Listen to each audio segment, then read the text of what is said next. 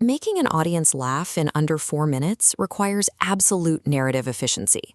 There is zero time for deep backstory, and slow world building is a luxury.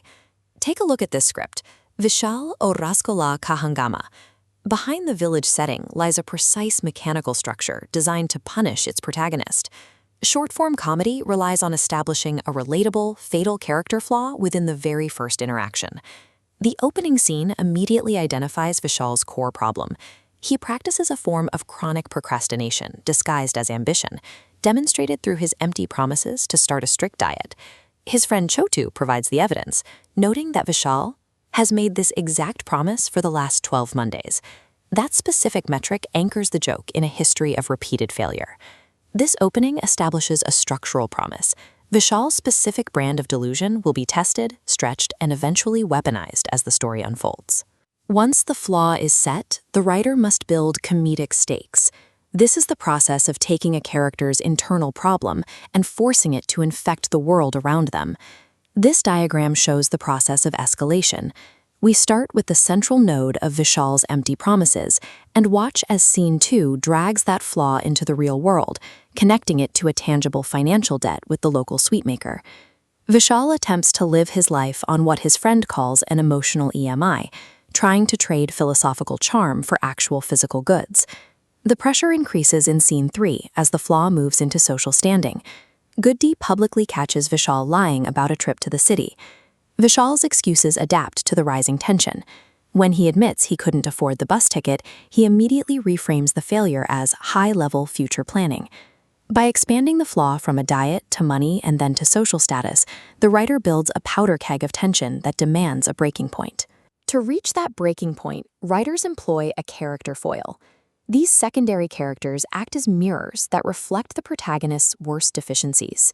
In Scene 4, Kaka's entry creates a generational contrast. He pits the older era's core value of physical daring against Vishal's modern, excuse-laden slacker mentality.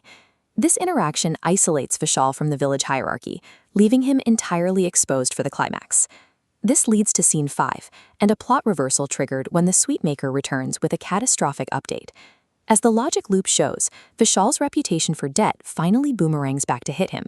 His own younger brother has learned to exploit Vishal's tab for 12 rasgulas. The comedy peaks because the power dynamic flips.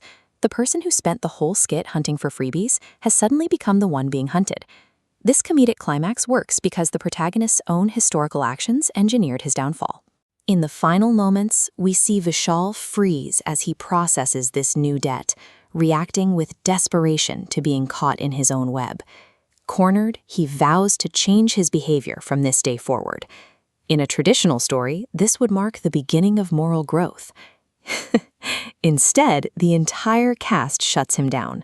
They remind him they have heard this exact promise for 12 Mondays, connecting the final line directly back to the first joke of the script.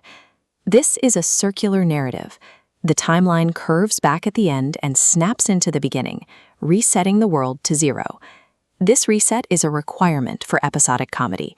For the format to continue, the main character must never actually learn the lesson.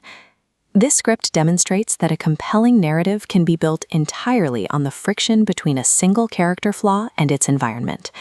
Short-form comedies are essentially tightly wound mechanical traps. They require only a relatable flaw, rapid escalation, and a timed callback to snap shut.